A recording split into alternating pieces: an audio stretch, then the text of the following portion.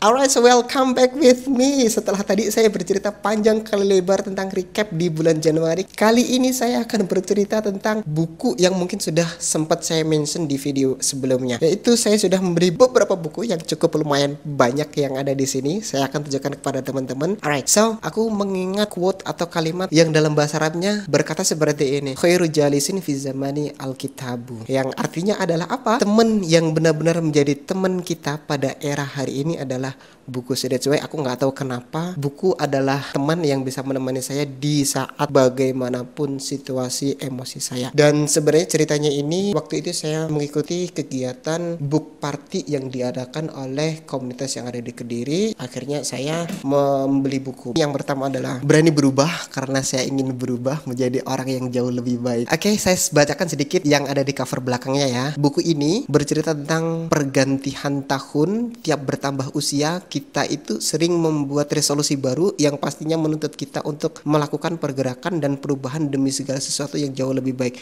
Namun, apakah kita sudah melaksanakan resolusi itu? Apa jangan-jangan selama ini kita hanya terus menumpuk dan mengulang resolusi tiap tahun tanpa ada satupun yang terwujud? Jika kamu mencita-citakan kehidupan yang jauh lebih baik, maka mulailah sekarang juga. Dimulai dari diri sendiri, tidak perlu bingung harus memulai dari mana. Saya sudah selesai membaca buku ini, tapi my rate is actually tidak terlalu begitu bagus karena terlalu general pembahasannya. Dan ya, self improvement saya sudah cukup banyak baca self improvement, jadi menurut saya tidak terlalu sangat saya rekomendasikan.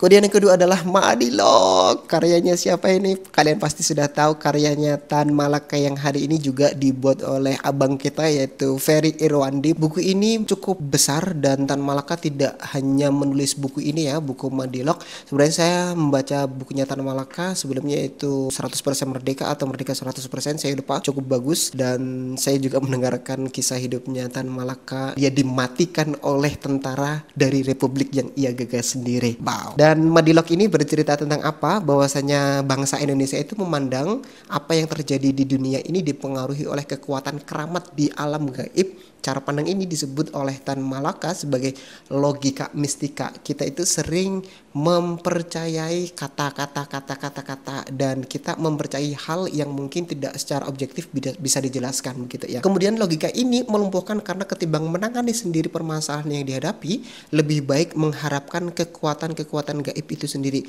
Karena itu mereka, masyarakat Indonesia, mengadakan mantra, sesajen dan doa-doa.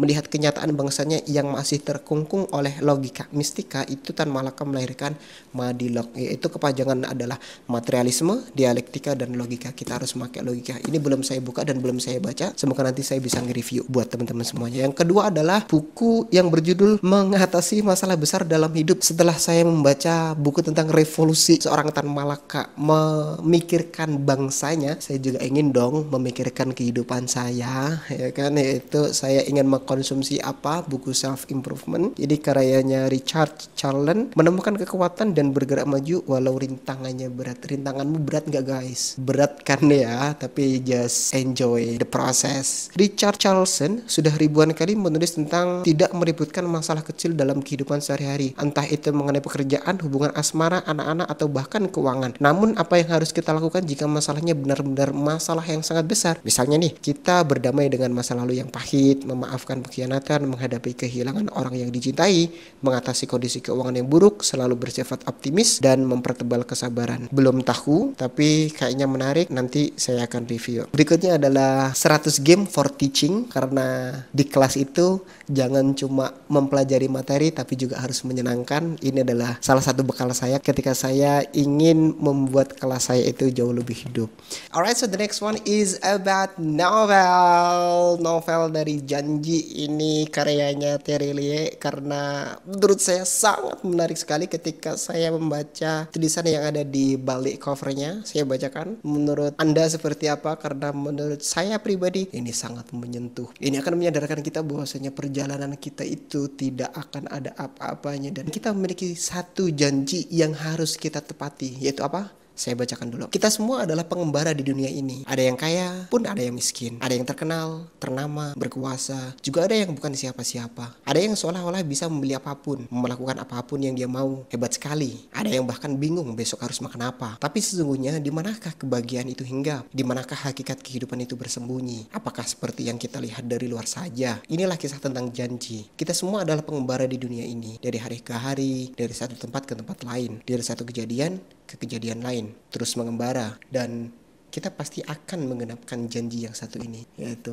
mati. Aku belum baca ini, tapi sepertinya bakal seru karena karyanya Terry Lee pasti seru. The next one is public speaking because I want to improve my value. Ini juga bagian dari public speaking karena salah satu confidence yang saya dapat adalah dari membaca buku ini. I highly recommend you to read this book karena tidak terlalu general seperti yang buku yang sebutkan saya tadi, yaitu Berani Berubah. Dia mengambil beberapa contoh dari luar negeri tapi juga merelevansikan untuk kegiatan-kegiatan public speaking yang ada di lingkungan kita. Saya baca sampai halaman 30 sampai 35, belum selesai, tapi menurut saya buku ini bagus banget. Yang pertama saya rasakan dari membaca buku ini adalah saya merasa sedikit percaya diri untuk kembali ngomong di depan kamera yang seperti ini. This is actually how the way we improve our brain to be a positive, to be brave, to be confident, to speak up what is actually we want to say and what is actually we want to talk about. The last one is habit is a power, dan saya mengakui itu bahwasanya habit is a power. Sebelumnya mungkin teman-teman sudah membaca banyak informasi tentang habit dari buku yang cukup fenomenal, yaitu Atomic Habit. Dan di sini habit is a power karena apa? Kita di masa yang akan datang adalah apa yang kita pikirkan hari ini. Sedikit tulisan yang ada di halaman depannya, yaitu adalah meraih kesuksesan dengan menghancurkan kebiasaan lama dan menggantikannya dengan kebiasaan baru yang lebih positif. Di belakang sedikit saya bacakan, yaitu baik sadar maupun tidak sadar kita memiliki kebiasaan yang kita lakoni terus-menerus, dan kebiasaan itu berpengaruh besar dalam hidup kita. Kebiasaan lama jika ditekuni tanpa ada perubahan yang lebih baik pun tidak akan memberikan hasil baru, apalagi menumbuhkan kesuksesan bagi kamu. Guna meraih satu pencapaian tertentu, kamu harus menghancurkan kebiasaan lama yang bisa jadi tidak produktif dan membangun kebiasaan baru yang lebih positif. Buku ini akan membantu kita dalam mewujudkannya. Bahkan bonusnya, kamu kemungkinan untuk menggapai kesuksesan dan impian yang kamu cita-citakan melalui kebiasaan baru tersebut. Sebenarnya tanpa membaca buku ini kita semua sudah menyadari bahwasanya habit is really matter for our life to decide what will happen in our future. Karena ya seperti yang saya sebutkan tadi, bahwasanya seperti apa kita di masa yang akan datang itu tergantung dari kebiasaan kita. Tetapi teman-teman, merubah kebiasaan itu tidak semudah yang kita pikirkan. Contoh saja ini kebiasaan bangun pagi. Sometimes aku merasa putus asa dengan merubah kebiasaanku sendiri. So that's why I try to find the best way to handle my own emotion, and the point is the result. Tapi menurut aku sendiri ya, kebiasaan itu cukup penting. Disiplin, kebiasaan, dan berpikir positif itu sangat penting. Dan lastly adalah take action. Kita merencanakan untuk merubah kebiasaan kita. Contoh membaca buku 1 jam sebelum tidur atau nonton video-video yang produktif. Tapi kalau misalkan kita berhenti pada sebuah rencana dan kita tidak take action, it's bullshit. So that's why aku pengen coba untuk nge-breakdown otak lagi, mengingat-ingat lagi tentang perjuangan seorang revolusioner, yaitu membaca Madilog. Saya ingin mengembangkan skill saya dalam mengajar dengan membaca games. Kemudian saya juga ingin mengembangkan value saya dengan membaca buku-buku self development. Alright, that's all. Thank you, and I'll see you in the next video. Bye bye.